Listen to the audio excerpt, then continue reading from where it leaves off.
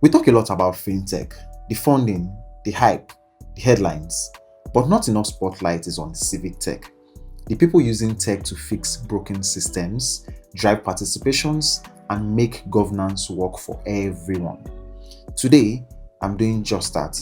I'm speaking with the founders and operators building civic tech solutions across West Africa, and it is time we pay attention. Yeah, so tell us, what are you building?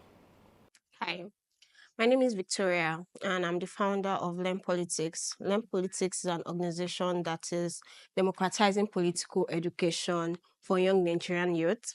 And we are doing this through programs, courses, and through content on social media. We are currently building a learning management system to make politics and learning politics more accessible for Nigerian youth.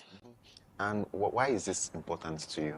And this is very important because I realized that at the end of every election cycle, citizens do not know what to do again, Right. right? And providing knowledge for them keeps them engaged, keeps them in the system before the next election cycle. And I believe that knowledge is going to help in making better decisions. Knowing the way our democracy is in Nigeria and Africa at large, we see that we need better leaders. And to make better leaders, we need to have better citizens that will also know how to hold leaders accountable, demand transparency from government. And that's why we set up Learn Politics. Amazing. So you mentioned social media. How exactly are you using social media to do this? Okay, we use social media through content majorly. We create content, answering questions that people are asking us. We also host Twitter spaces occasionally, and we use other media platform to help.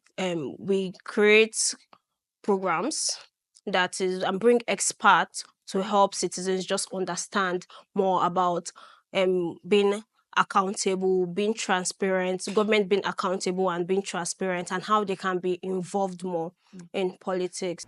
So the elections, is it just for the presidential elections or it's across all? Across all board. We understand that every leader, every citizen is attached to a leader from the federal to local government level. Right. We have councillors, we have local government chairpersons, we have Senate representative. Because as a citizen, you belong to a constituency, you belong to a senatorial district, and you have representative across all levels, right? And we understand that from the legislature to the executive, a lot of these people are elected. We need more citizens to understand that they can be involved in the decision making process from the local government levels to the federal levels, not just president, not just governors, Right. but including the people that make their laws and the people that represent them at the lowest level of government, that's the local government. Any additional thing you want to share with us? If there's any other additional thing I want to share is for people to follow Learn Politics. We are doing something very amazing and we've been doing it for the past 2 years. Follow us on Instagram and Twitter and LinkedIn at Learn Politics NG. And we still have more things in place. We have a citizens handbook coming for citizens to be able to understand what their rights and responsibilities are as citizens in Nigeria. Just follow us for more. Thank you. Thank you so much for sharing. You're welcome. So tell us, what are you building? We're building the Duba WhatsApp chatbot. Duba. Yes, and Duba is a fact-checking organization, and basically we're thinking about how to get those fact checks to relevant people and also how to ensure that accurate information flies around. So basically, before you forward something to 1,000 other people, can you easily fact check it on WhatsApp and see whether this is true or false, or maybe it's misleading? And also, can you report claims that you think might be harmful for people when there's not enough clarification on it as well? So that's really what the chatbot does. So essentially, all the messages that grammars are forwarding from Facebook to WhatsApp, it helps them determine whether it's a real information or it is scam information. Can I say it was built for my mother? Right. And what's the process like from making a message to getting into the bower and getting answers? What's that process So like? basically, you just have to click on, if you're a first-time user, you just have to click on the link, and then it opens your WhatsApp What's link? page. So the link for the phone number, Okay. basically, or you can add the phone number from your contact as well. So it opens the Duba chatbot, and then you just send hi. It gives you a list of functions, whether you want to verify a claim, report a claim, learn more about Duba or view the latest fact checks done by Duba. And then if you click on verify a claim, for instance, it asks you to provide the claim. And then it even tells you what a claim actually is. Some people might be asking silly questions, Right. which are not actual claims. And then when you provide a claim, or maybe something like, was it true that Peter Obi knelt down for Tinubu in Italy? Yeah. So it's going to tell you if it's true or false, and it's also going to provide sources that backs whatever response that it gives you. So it's not just giving you answers from the blue. Sources that back the answers are being given to you as well. So basically, you have fact checkers and all of that in the back end. Yes, so we have a fact check database of all the fact checking organizations in Africa, for example. So if any one of them have published a fact check on it, it references that for you and it uses that in the responses that it generates for users. Yeah. So basically, it's a number on a WhatsApp Yes. that responds to Yes. queries and all of that. Yes, Amazing automatically. stuff. Any other thing you want to share? Yes. So basically, in cases where there might not have been a fact check done on something, it also allows you to report that claim. And then on the back end for the Dubawa team, the fact checking team, we have a trend monitoring system where it analyzes claims that are being reported, claims that are being verified, and it tries to see whether there's a trend in what is going viral. Right. At the moment. Because oftentimes, there are cases where things go viral just on certain group chats, just within certain people. It is not a national issue. So it's able to track that. Let's say 1, 2, 3 people are reporting the same claim, then that means there has to be priority for that claim in clarifying it if it's a fact check worthy claim. And that basically helps us get our fact checkers to the right information so that they can make real impact in their work. Can you state the number? 09015227915. Awesome. So how do you fund this? Is it sustainable? And Well, so we it's owned by the CJID, which is Dubawa is under the CJID, and we are perhaps the biggest media tech organization in West Africa. So the funding comes from the internal funding of the organization. interesting, and grants from Yes, so outside. grants from a lot of different places. So it's not possible that your donors can influence. No. So our grants are largely from different places, so it's not influential for one person. Interesting. Yes, Amazing. on WhatsApp. Thank you so much for sharing. You're welcome. Yeah. My pleasure. So tell us, what are you building? Hi, my name is Awa Koulibaly Sisse, and currently I work at the Twindy Foundation, where we are building an app called Konco. Konco is an application that allows citizens to report cases of corruption that they face either with interaction in public services or para-public services. So has there been any case where you've reported, and what's the process like from reporting to like prosecution? Well, you can report cases either by sending us a message or by leaving us a vocal note in Bambara, Songoi, Pearl. So we are trying to use local languages to be integrated too. Right. And so from the moment you leave us a message, when we receive the message, you have to know that we work with different organizations from the civil society, and each one of them are specialized in their own field. So there are some who work with the judiciary system. There are others who are networks, a coalition of civil society organizations. And there are younger ones who are basically volunteering, and there are paralegals. And so when we receive the complaints, we forward them to one of the organizations based on cases that they've been reported before.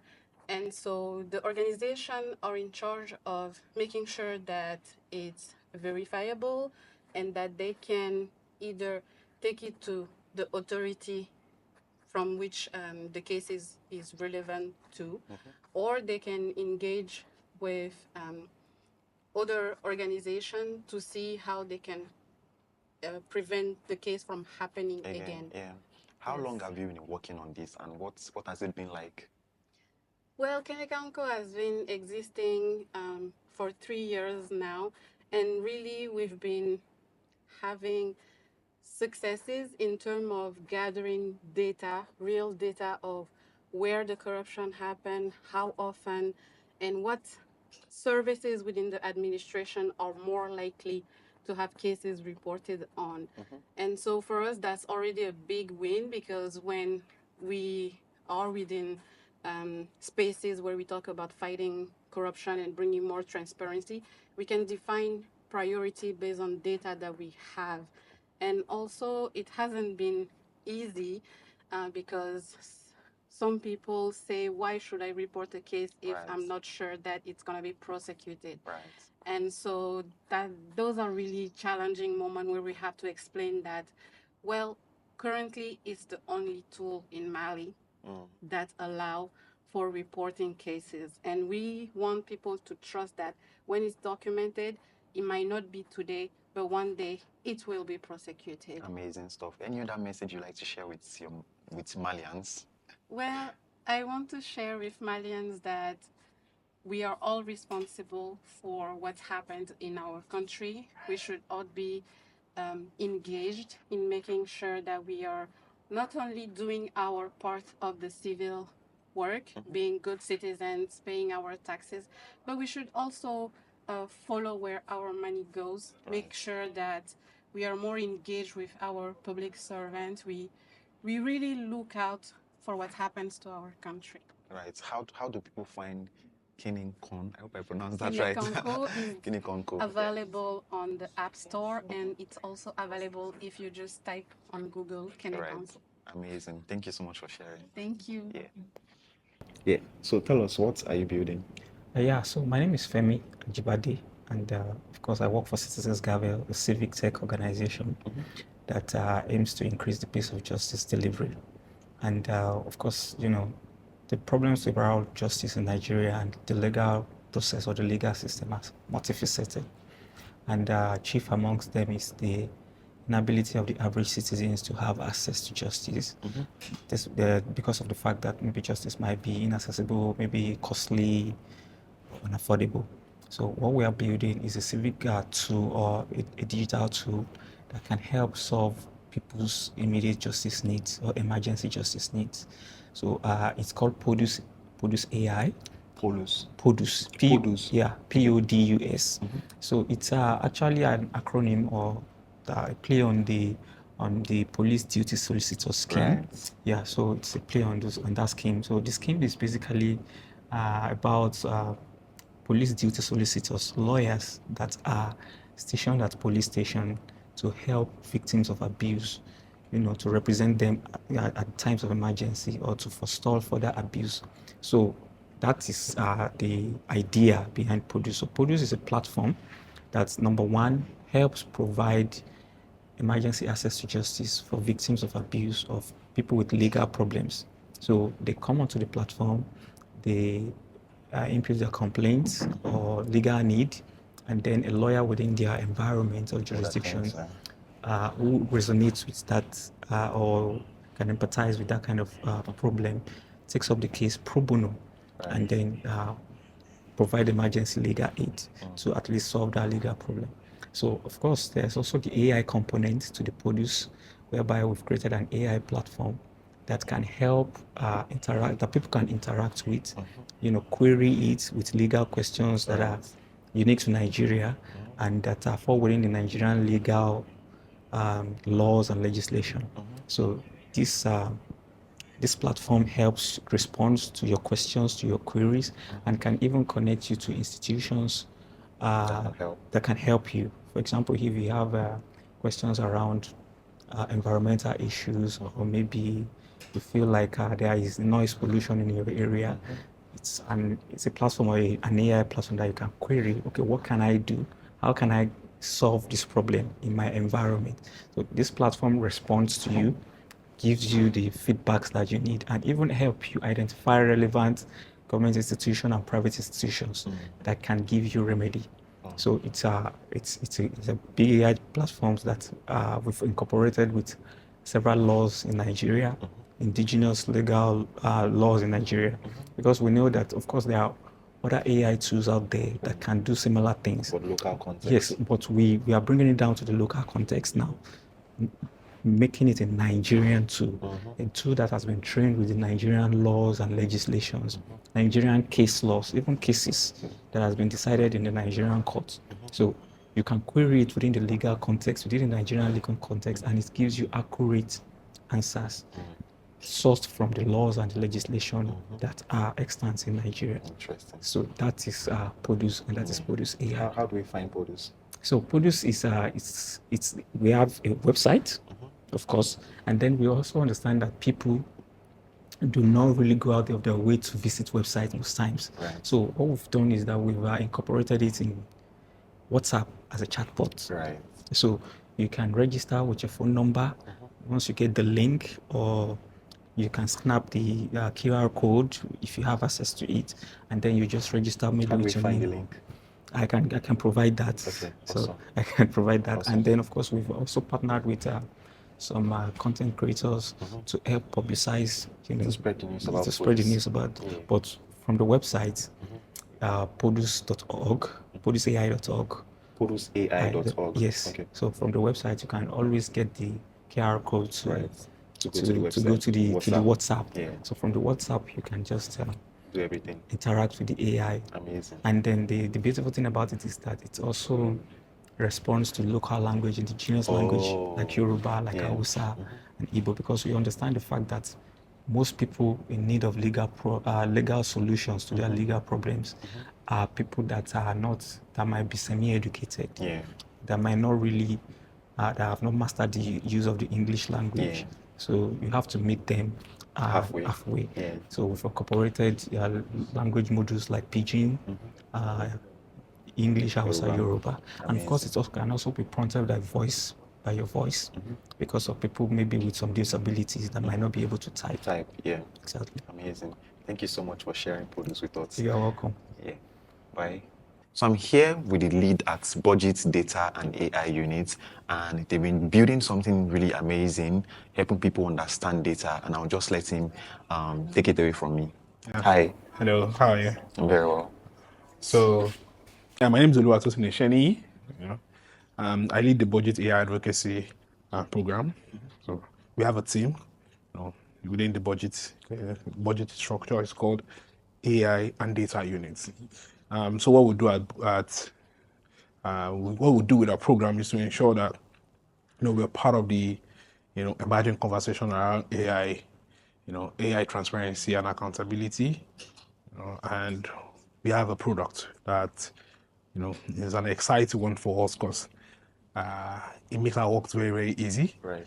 Because our work span across budget transparency and accountability, access to data itself. So imagine you have an AI that helps you respond to numerous responses from from the citizens. Our budget is known as a data hub where you can get almost every public financial management data. And imagine how it has been for us over the last 13 years, where people will be asking the government questions around the government, data around the government, and you have to respond. Before now, we will respond manually. Or we direct you to a dashboard that has been created for that. Later, they'll come back and tell you that we want you to explain this to us. How do you arrive at this? Right now, we decide that we don't want to waste a huge chunk of our time and our resource in responding to that, when we created an AI, a chatbot, where you can just go and interact with data. So Bimi, it's pronounced Bimi, B-I-M-I. It's a chatbot where you can access public financial management data, any economic data, macro or microeconomic data, even population data and the rest. If you go on that site or on that AI, you can interact with it, and it gives you, prompt responses. It's very, very simple. In fact, what we even do with it is to ensure that there are guidelines, to interact with the AI, so you won't just ask anyhow. Because if you ask appropriate questions, you get appropriate answers, just like ChatGPT. So they are prompts, creating prompts. Yeah. So that will help you interact with it better. So in ChatGPT, if you ask anyhow, you get anyhow response. Yeah. So if you ask in-depth questions, it gives you in-depth answer. Peripheral questions. So So the website, how to access it is going to www.bimi.budget.org, bimi.budgit.org. So yeah. Amazing. And how has it been so far? What are you seeing from the back end? How are people interacting So with we this have a product? lot of, in fact, Nigerians are beautiful people. You know, Nigerians wants to know. So there might be some questions that are out of scope of BIMI, and it's going to tell you that this is out of scope. So BIMI is not just like every other AI. It is narrowed around public financial management, public data. So if you ask anything outside, it will tell you that it's not, it does not have that kind of data. Yeah. On the back end, we have repository of prompts. So what we'll do is to look at the prompt and see if it's within the scope of our work. We'll not, and if we don't have it, we'll now provide it. So it is a gradual process. Yeah. So, and we use these same responses, to now train The data. data to understand the language. So what we use is LLM. Yeah. So it's a learning curve for the AI. So you help our AI improve. The more you interact with it, the more you understand human language. Is it available in local language or just English? So for now, just English. So we are looking at expanding. We launched sometime in January, then we went public. Internally, we launched sometime in January. I think sometime in March, the second week of March. I think 30th of March precisely, yeah. We went public. And it has been great. Amazing. Yeah, it has been an amazing ride. I think that it is actually really important because I used to work at an NGO. Okay. And I used to download reports from budgets. Yeah. And then I start reading from page to page to page to page, and it's a lengthy process because you don't know the particular information you're looking for, but you have an understanding of what you're looking for, right? So now that there's an AI that you can easily query it makes like the work. So the beautiful part of our work, of the AI, is that there are sources to it. So if you want to further go into, so there's a way you could just, it will tell you this is the reference. You can now go there to go check it. If you look at the reference, if it's all the sourcing, if you look at it, if it is an analysis by budget, for example, the state of state look at subnational performance of states in Nigeria. It will tell you reference document, state of states. So it is a metric for Thank you so much for joining us today, Mr. Sheon Onigbede. It's a pleasure meeting you, and I've been following your work since 2018, thereabouts. I was working at RMV, Raising Invoices. It was a civic organization that helped raise local leaders, and I think CivicHive did give us space to run our little organization from at that time, and I want to say thank you for that first of all. And I would like to hear your thoughts around the civic tech space in Nigeria and Africa as a whole, and what you think about this space. I mean, it's thank you for the opportunity. I mean, civic tech is going well, but not where it should be. I always tell people you can build your fintech, your edutech, your health tech, as long as governance is critical for these things to be optimal. Civic tech is a very important element that cannot be underestimated. We need to build tools and technologies that simplify the access to governance and make citizens to strengthen the relationship and the bond between the citizens and the government. And GovTech, Civic Tech, those are the critical pipelines that can take us there. I think one of the key challenges is that the tech space is not divorced from the continuous challenges that most societies face. I mean, we have almost 3 or 4 African countries had the democratic systems were toppled. We've had shrinking civic space. We've had draconian laws that limit press and civil liberties. So that also means that technology cannot ride on top of that. We also had a bit of slowdown when it comes to open data efforts, because at the time, open data was a big deal, and transparency and accountability were things that everyone looked forward to. Because if you want to build civic tech tools, the raw material is mostly data. You want to build, like we have done with budget, we've done with spending, PPDC has done with procurement, Gabble is doing with legal information. So you want that data. So if everybody keeps pushing back on that data, and there's no push, there's no continuous conversation around how to open more data, then it's difficult for you to be technology on top of it. Yeah. So I also think that the recession, when it comes to public data, it's not been helpful for the civic tech. But what I see is resilience. A lot of young people are coming up with the idea. That's how challenge it is to find funding, and how the philanthropic space is being heavily challenged at this point. Despite it is also lack of cooperation from government, despite the challenges, they are still building and they are finding their space and they're trying to gain back. And what we're doing in Lagos is to bring all of these ideas together, get peer-led and get peer agenda, and help us to build a new solution or tools that can also much more transform the West Africa as a whole. Yeah. So let's talk about budget a little bit. Budget is probably the biggest organization in Nigeria, and I might as well say in Africa, that constantly holds government officials responsible, especially in terms of tracking projects and all of those things. How do you feel when you put out all of these informations and Nigerians don't react the way they should react? It's challenging, and it also tells you that the fundamental is still difficult, which is if you're looking at our population, education level is weak. And also there is also a high sense of apathy. I mean, people have seen a lot of information and they're wondering what is changing. Right. And also when you look at and where things should change actually is all of this is supposed to be channeled towards the voting decision so that people know that there is a high cost for bad behavior. Right. But in a country where there are multiple layers of tribe, faith, religion, and all of that, and people will now make decisions on maybe pure sentimental basis. It's my thief, our thief is even might be a thief, but it's our own thief. Those are the conversations that come on play. So I feel that we just have to press harder on civic education. I think even when we do things like tracker, everybody follows tracker, you know that we don't track projects, also do community convenings in local spaces, so that we can show to them that it's not just tracking the project that is the end goal. Even if we don't track the project might be delivered. Is that people must have a sense of duty in a democracy to demand accountability. So for me, that's where the work is. We don't have the resources to scale that, because that means we're jamming them on radio.